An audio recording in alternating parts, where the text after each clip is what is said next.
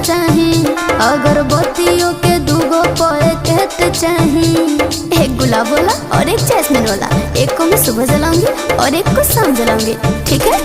माई के सिंगार वाला सेट चाहिए, अगरबत्तियों के दूगो पैकेट चाहिए।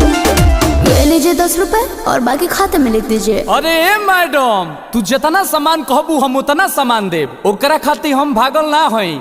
लेकिन जदि उधारी के बात कैलू तब बुझ लिह हम संतोष पागल नहीं।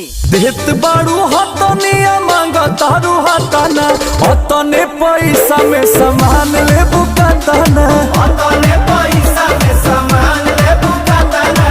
तू जानत हुआ कि हम ग्रेड ए पढ़ नहीं।